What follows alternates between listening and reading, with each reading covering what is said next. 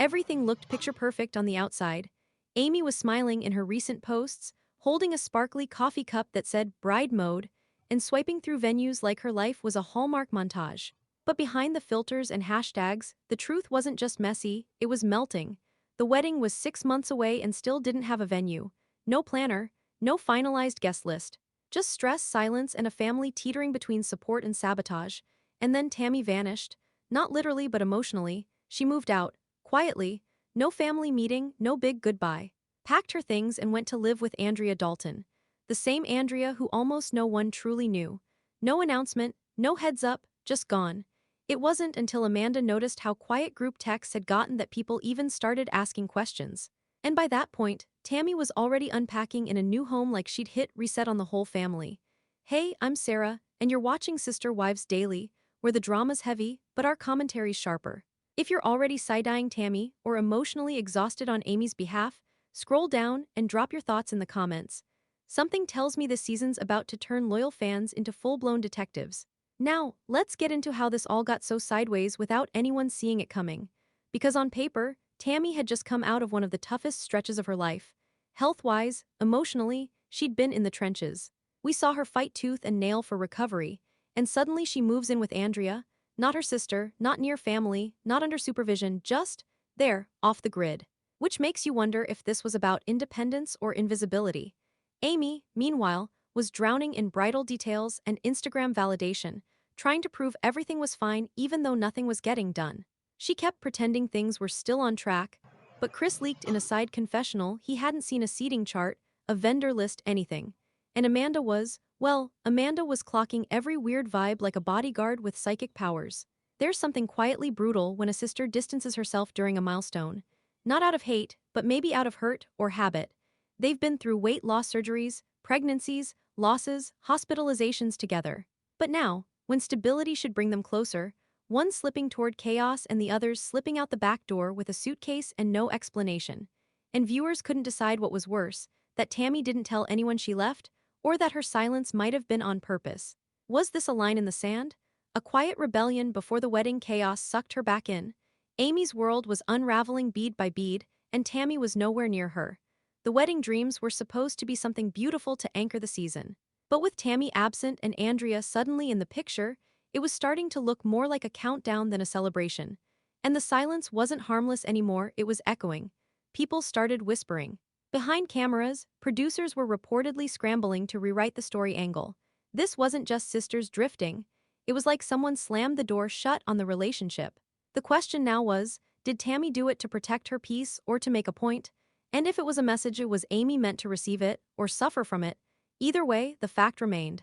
The line between personal choice and emotional withdrawal was getting blurrier by the minute. Amy had always wanted a second wedding that would feel like the first one never happened. Elegant but simple. Garden lights, not gas station balloons. This time she wanted to do it right. She even made a Pinterest board labeled Redemption Wedding, full of romantic cottagecore vibes, vows in open fields, and pastel bridesmaid dresses that probably cost more than her rent. But then months passed and nothing got booked. No calls to florists, no deposits made, no dress fittings locked in. She kept telling herself she had time, but the timeline kept shrinking, and so did her patience. It wasn't that people weren't offering to help. Amanda tried twice. She dropped venue suggestions in the group chat and got radio silence. Chris floated the idea of hiring a planner, and Amy brushed it off with a "nah, I got this," so fast it felt like a deflection. On screen, she laughed through it. Off screen, her Instagram stories told a different story. Heavy filters, cryptic captions, and pictures of her in bed at noon, captioned with crying emojis. Amy was spinning, and not in the fun bachelor party way. Meanwhile, Tammy was moving like someone auditioning for a different show. Quiet, unfazed, clocking her exit with no scene, no screaming match, no tears, just gone. Viewers only realized what happened when she posted a hazy bathroom mirror selfie in a location nobody recognized. The tile didn't match her old place, and the vibe was different. Fresher, cleaner. People speculated, but Tammy stayed quiet, let others connect the dots. And once fans figured out she had moved in with Andrea, that's when the real shift began. Andrea wasn't part of the Slaton family world. She wasn't in the group. No history, just suddenly dropped into the timeline like Tammy had downloaded a support system no one approved. Was she a friend? A girlfriend? A hired nurse? Tammy never explained. but Amy's silence grew louder after that. She stopped mentioning Tammy in videos. Amanda looked tense at family dinners. Chris became unusually neutral in talking heads, which anyone who knows Chris means he's holding back. Then came the petty swipes. Amanda posted a meme about fake people smiling in your face. Tammy liked it. No comment, just a like. Amy shared a TikTok about being the last to know and the first to get blamed. Coincidence? Could be. But there are no coincidences with siblings who have been through this much together. Every silence feels like a statement. Every move online feels like a punch thrown in code. The hard part? None of them were talking about any of it openly on camera. They laughed, danced, joked their way through rehearsed scenes, but the chill underneath gave everything a bitter aftertaste. During an early cake tasting, Amy snapped at Amanda for suggesting chocolate. It wasn't about the flavor, it was about something that had nothing to do with cake, and Amanda caught it too. Her face didn't blink. She just stared for a second longer than usual, like she was counting to 5 in her head. Chris tried to play the middleman, but you could see him getting worn out. His eyebrows said what his mouth didn't. Why are we always on edge now? Where did the laughter go? And is anyone going to acknowledge the elephant, no, the absence, in the room? If you thought this part was messy, what Tammy does next had real consequences for her relationship with every sibling. Andrea wasn't a total stranger, but to most of the Slaton family, she might as well have been. Viewers remembered her vaguely from a support group blink and you miss it moment in a past season. But suddenly, she was the person Tammy packed up her entire life for. No transition period. No trial run. One minute Tammy was living close enough to fight at family cookouts, and the next she was miles away, living under Andrea's roof like she'd found emotional Wi-Fi, and someone finally gave her the password. People immediately wanted to know, who is Andrea Dalton, and why her? There was speculation, but no clear definition. She wasn't labeled as Tammy's girlfriend, caretaker, or therapist, just Andrea. Always nearby in Tammy's quietly posted pictures, usually in the background, blurry, half-cropped, always smiling like someone who knows they're being talked about. That only added fuel to the confusion. Tammy, once extremely public about every pain, gain, loss, clapback, and confession, was now acting like secrecy was the new self-care. To the audience, this shift hit differently. There was pride in seeing Tammy take control of her narrative, but there was also suspicion. Because the Slatons were many things, loud, chaotic, brutally open, but they were rarely secretive. Silence wasn't their language. Tammy's silence was deliberate. It wasn't that she ghosted people. It was more strategic than that. She logged out. From drama, accountability, even her own healing timeline. And that's where Andrea's presence started dividing fans. Some argued Andrea was giving Tammy the boundaries and support no one else could. Others whispered about manipulation, like Andrea was building a bubble around Tammy, where hard questions didn't get through. In family filming sessions, Tammy's absence never went unspoken, even if no one used her name. Amy's smile no longer reached her eyes. Amanda's tone stayed sarcastic longer than usual. Chris kept shrugging in interviews like he knew more than he was allowed to say. Something was brewing, and it didn't smell like peace. Even behind the scenes, whispers started leaking. Staff muttering about how Tammy stopped answering production calls, how Andrea intercepted messages, how some shoots were cut short because no one could get in touch with her. Allegedly, Amy was angry. Not outwardly, but in that quiet, frayed way where disappointment runs deeper than rage. She had needed her sister to stand by her while her wedding fell apart. Instead, she watched Tammy build a new start in someone else's kitchen. Amanda, never one for sugarcoating, reportedly asked Chris straight up, "Is this healthy or is this hiding?" No one had a clear answer. Because the truth was, Tammy did look more stable, healthier, but she was also more distant. Less connected to the people who'd been there through the storm. Fan theories exploded across Reddit and Facebook.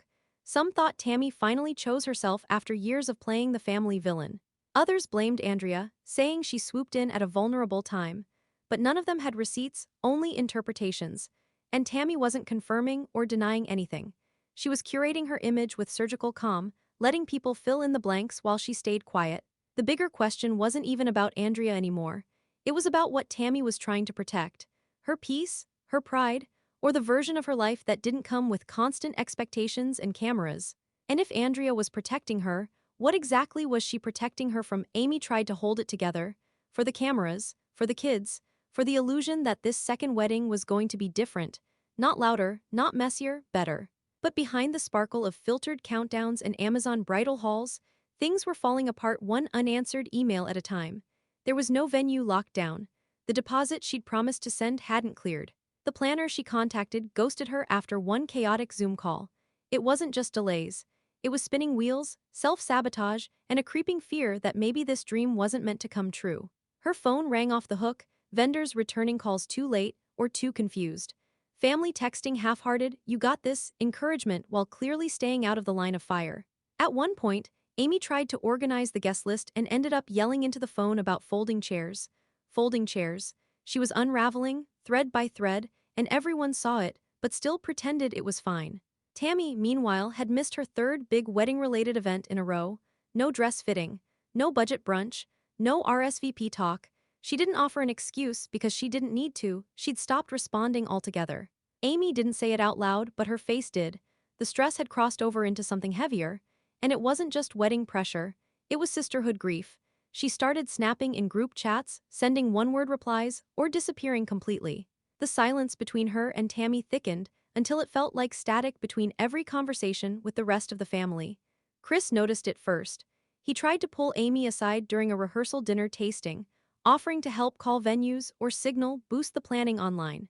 Amy waved him off. It wasn't about help anymore. She didn't want assistance, she wanted acknowledgement. She wanted Tammy there, not virtually, not in spirit, present. Amanda, as always, saw the bigger truth and didn't bother dressing it up. In her blunt, no-nonsense way, she called it out in front of everyone. "Why are we pretending this wedding is even gonna happen like this?" It landed wrong. Amy froze, Chris got embarrassed, but Amanda wasn't being cruel, she was being correct. The sugarcoating had run out. What was left was raw panic and a clock that wasn't slowing down. The deeper twist.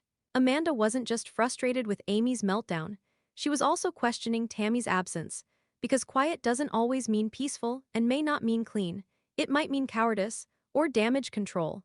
Or maybe, just maybe, a form of disconnect no one saw coming because Tammy masked it as healing.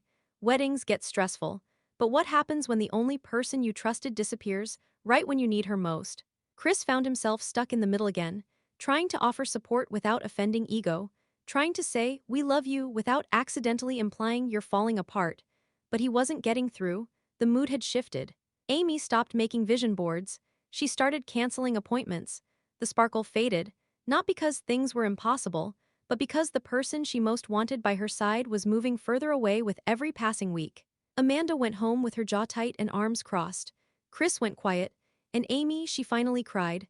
Alone, in her bedroom, next to an unopened box of bridal invites that, at this rate, might never get mailed out. Andrea still hadn't said a word on camera, but her shadow lingered in every scene where Tammy was supposed to be. A laugh from the background of a muted clip. A half-heard voice during a phone call. Tammy, let go to voicemail. She was present everywhere Tammy was, and still invisible to every other member of the Slaton family. It wasn't accidental. Andrea had become a part of Tammy's reality, but never their shared one. Not invited to family gatherings, not acknowledged in texts. It was like Tammy stitched a private version of her life, carefully sealed off from the chaos she used to swim in. And it was starting to show. When Tammy finally did pop up in a pre-recorded confessional, one of the only ones she agreed to this season, her tone felt filtered, not defensive, not angry, just tired. She said the word peace 3 times in under 20 seconds. It sounded rehearsed, not because it wasn't truthful, but because it felt like something she had to prove to herself. Chris thought it was a phase, Amanda was skeptical, but Amy, her reaction came more quietly. She watched an old video of the two of them laughing over a broken cake and barely smiled. She unfollowed Tammy's backup account. Not publicly, not dramatically, just one small click. And when Andrea posted a picture of a home-cooked meal with 2 plates, Amy commented a single emoji, a question mark, then deleted it. Something had shifted. Whether it was betrayal or grief, even Amy didn't know. But the tension between sisters was no longer speculative. It was physical. You could see it in Amy's posture, the way her eyes scanned messages before opening them, the way she stopped answering questions with a full sentence. The filter of fake positivity had cracked, not exploded, but cracked. Then something concrete happened. A friend of Amy's casually mentioned in a group chat that Tammy had been planning to move in with Andrea weeks before anyone even knew she was leaving. That she'd been secretly looking at listings. And that she'd made up a story about attending a retreat just to get family off her trail. The math didn't math. Amy's expression said it all. Something she'd brushed off out of denial suddenly made sense. The care packages, the polite cancellations, the missed calls without follow-up. She hadn't just been out of the loop. She'd been lied to, but instead of confronting Tammy, Amy buried it. smiled through the next shoot, tossed a joke about wedding planning gone wild, pretended like she wasn't sitting on the emotional equivalent of a ticking bomb. That's the thing about people like Amy. When they've been abandoned before, they learn to perform normal while bleeding inside. Tammy's withdrawal wasn't loud, it was subtle, less texting, drier updates, group chats muted if not exited. She stopped reacting to milestones. Missed Glenn's birthday video, just hit scene. Was she protecting her energy or proving she didn't owe her family any more of herself? The production crew caught the shift too. Camera angles widened. Pauses lingered longer during table talk. Tension filled the negative space like smoke. Nobody was yelling yet, but the rehearsed calm in every scene screamed louder than any fight ever could. And with emotions simmering just below the surface, Amy stewing in trust issues, Amanda glaring through dinner tables, Chris trying to play mediator with no one listening. The question wasn't if someone would snap. It was who would do it first, and whether, when they did, anything would survive afterward. The RSVP cards were still sealed in their original box when Amy finally admitted out loud, this wedding might not happen. Not because she didn't want it, but because she was too exhausted to hold it together anymore. Every time she tried to get momentum back, something slammed into her plans. Missed calls turned into missed payments. The dress boutique stopped holding her slot. Even the caterer who'd agreed to give her a deal quietly stepped back without explanation. Whether from burnout or from Tammy's absence eroding the magic, Amy was unraveling faster than she could fake it. Then came the panic messages. Production wanted clarity. Was the event still moving forward? Could they confirm the venue? Were there even enough family members participating to film an episode around it? Amy froze. Her silence didn't just rattle the team now, it rattled the whole timeline. And in the middle of all this, Amanda, yes, Amanda, did something no one expected. She stood up for Amy, not as a punchline, not with sarcasm, just raw support. During a dinner scene where everything felt fake, where Chris tried too hard, Amy laughed too loud, and Andrea's name hung like smoke in the air, Amanda looked straight at the camera crew and said, "It's not funny anymore. Y'all act like she's dramatic, but y'all don't understand what it's like planning a wedding when your whole support system ghosts you." The room went quiet. Amy didn't cry, she didn't nod. She just blinked like someone who'd been underwater too long and finally got a breath. For once, Amanda wasn't grilling, she was shielding her, and it hit Amy harder than anything Tammy had failed to say. Later that night, Amy made a phone call that changed something. The footage didn't capture the audio, just her face. Just a shot of her in her car, parked on the side of a dark street, phone pressed to one ear, her free hand trembling in her lap. Whoever was on the other line didn't answer the first time. She tried again. Same result. The only clue? A teaser in next week's preview where she says, "I didn't want it to come to this, but I can't keep pretending she didn't leave me behind." It didn't matter how many centerpieces were ordered or how apologetic Chris was trying to be. Tammy was still absent. Not even a text for Glenn's little pre-K graduation day. No reaction to the photos Amanda shared. No like, no emoji, nothing. It was like Tammy had chosen silence as her RSVP. Dinner that weekend was filmed, but barely usable. Everyone sat at the table like people trapped in a waiting room for bad news. Amy pushed pasta around her plate. Amanda rolled her eyes at every forced joke. Chris tried to bring up party favors. No one responded. Fake chuckles filled the gaps between invisible fractures. The kind of awkward night where the tension buzzes above the food, and even the boom mics feel intrusive. You know things are bad when even Amanda's the peacemaker, and Tammy still won't pick up her phone. Maybe it wasn't about the wedding anymore. Maybe it was about acknowledgement. About who showed up when you needed grounding versus who disappeared with a soft fade and no note. And for Amy, the sharpest pain wasn't Tammy's choice to leave. It was her refusal, or inability, to look back. Tammy finally reappeared on screen. Not in person, but in one of those solo confessionals where the cameras close, the lighting's soft, and the silence right before she speaks is louder than the words that follow. She didn't look defensive. She didn't look proud. She looked still. And when she finally broke that silence, her voice dropped to almost a whisper. "I had to choose peace," she said. Not sorry, not even reflective, just settled, like it was already too late to explain the pieces she left behind. That one sentence split the family dynamic in half. To Amy, peace sounded like an excuse. To Amanda, it sounded like an insult. And to Chris, it was a code word for disengagement. He sat quietly in his own confessional, parsing meaning out loud. "Peace from what, though?" he asked. "From us, from things you didn't want to face, or from the stuff no one saw on camera?" And that's the thing about families like theirs. Nobody's the villain, but everyone's got receipts. What confused people most was the timing. When did this thing with Andrea really start? How long had Tammy been serious enough about it to uproot her entire life? There were no clear dates. No breadcrumb trail like past relationships. No long teasing of a new love interest. No dramatic build-up. Just a sudden change in location and the quiet smiling presence of Andrea in every background. And that ambiguity made Chris wonder, out loud, for the first time, if Tammy's new setup with Andrea might be more about optics than support. Did she move on? Or did she put on a show for everybody seeing her as weak? It wasn't an accusation, it wasn't thrown with anger. But the weight of those words landed heavy. Amy, for her part, didn't throw a tantrum. What she did say finally left the crew speechless. Sitting with Amanda weeks later, after another missed milestone and zero updates from Tammy, Amy whispered something almost too small to catch. Maybe I pushed her away. I thought she'd always show up, so I didn't check how hard it was getting for her. It wasn't defensive. It wasn't even forgiving. It was soft regret, confused, careful but real. Amy wasn't absolving Tammy, but she was acknowledging a truth most people miss when they're grieving someone who's still alive. You can't always see the distance growing until it's already too wide to cross. And while fans were still circling those confessionals for clues, the storyline kept moving. Because while Tammy was choosing silence, the wedding day was still showing up like a train on tracks. No planner. No RSVP from the Sister of Honor. No answers. Just one looming deadline. And the next family meeting, scheduled to finalize flower arrangements, ended with 4 empty seats and a phone on mute. Amanda looked directly into the lens and didn't blink. Chris checked his watch. Amy didn't speak. She just stared at her own engagement ring, spinning it around like maybe if she looked hard enough, it'd give her an answer. The wedding wasn't falling apart anymore. It was drifting, quietly, toward a kind of collapse you can't schedule or stop. One that happens so slowly, you don't realize how far you've slipped until there's nothing left to hold on to. The week of the ceremony arrived like a warning. Not with joy, not with celebration, just tension in the air so thick it made every interaction feel rehearsed and every smile forced. Amy was stringing things together as best she could. A backup venue was secured not because it was perfect, but because it was available. The menu was downgraded, the guest list trimmed, and there was still no clear answer on whether Tammy would even show up. But at this point, showing up wasn't even what Amy wanted most. She wanted acknowledgement. A signal that her sister cared enough to try, even if it was messy. At the final planning sit-down, everyone's real face began to surface. Chris, the eternal middleman, broke character.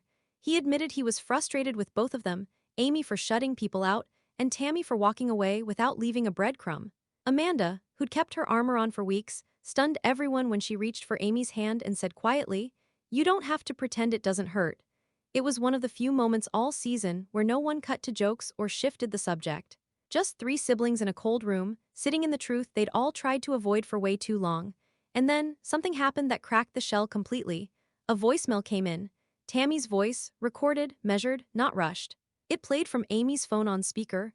"I hope you have a good day, I mean that, but I can't be there and pretend nothing ever happened." No apology, no anger, just clarity. It wasn't what Amy wanted. But it was probably the closest she'd get to closure. Chris leaned back and rubbed his face. Amanda just stared at the floor. Amy didn't say anything for a long time. She didn't cry. She just let the silence settle as if she already knew that message was coming, but hearing it out loud changed everything anyway. Before anything could even be unpacked, someone unexpected showed up at Amy's front door. Grandma Darlene, not seen since season 4. She'd declined filming, avoided tapings, distanced herself from the drama. And now here she was, with a church bulletin in one hand and a gift bag in the other, asking if Amy had time to talk. It caught everyone off guard, including production, who scrambled to get cameras in position. What Darlene said in that short visit hasn't aired yet, but the crew teased a fragment in the next episode promo. A quiet voiceover where she says, "Y'all don't know half of what Tammy's been carrying, and neither does she." The temperature in the room dropped. Nobody was smiling. Nobody was fighting either. It was the stillness before a storm or the crash after one.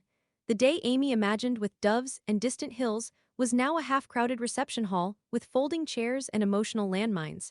But maybe that's what made it real.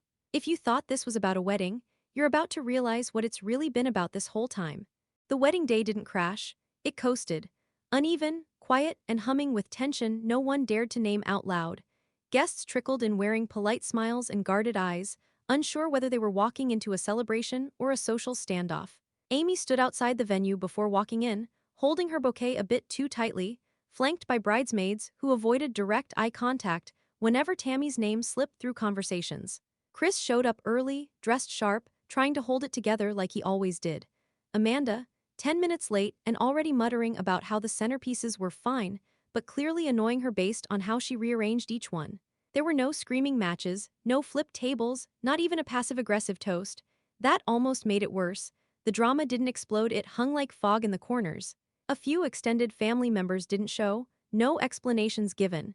And the photographers kept subtly repositioning to dodge facial expressions that didn't match the event theme. Every smile felt 12 seconds away from collapse. Amy laughed in some photos, sure, but behind closed doors, she took more breaks than usual. Bathroom checks, air moments, phone scrolling she didn't even realize was just to avoid thinking. But the big absence. It sat at every table Tammy wasn't at. Amy hadn't sent her the final address, not because she wanted to be petty, because she didn't know whether she could emotionally handle seeing Tammy walk in like everything was okay. Or worse, not come at all. And that's exactly what happened. No Tammy, no Andrea, just that voicemail still ringing in everyone's heads, and Amy trying to keep her mascara from smudging through it all. Midway through the small reception, just as Chris was figuring out how to handle the DJ refusing to play Amy's pick, because it wasn't on the list, she slipped away for a moment. Amanda found her in the bridal suite, sitting in silence, veil already taken off. She wasn't sobbing. No meltdown, just quiet, staring at her phone like it might morph into something she could stop. Amanda sat beside her, didn't say much, until Amy finally whispered, "I wanted her to come, but I didn't want to need her to." No one had any answers, but the mood shifted, because this wasn't about a guest coming or not. It was about the weight of expectations crashing into reality. The dream of sisterhood, of second chances and built-in best friends, colliding with growth, distance, and all the unsaid things between them. And when the first dance ended, when the family started packing up plastic centerpieces into cars and emptying out the reception hall, Amy stood at the door, watching everyone leave. Just for a second, she let herself feel it all. The joy, the exhaustion, the disappointment, the acceptance. And in that moment, Amy realized this wasn't about Tammy showing up. It was about learning what it meant when she didn't. Somewhere later that night, on a phone screen thousands of miles away, Andrea posted a picture of Tammy standing in front of a rented storage unit, smiling. The caption was vague, something about starting fresh and moving forward. Where to? That part wasn't shared. But if you think that was the final chapter between these sisters, wait until you see what happens when Andrea takes a step further into the family's reality, and someone finally says what they've been holding back all season.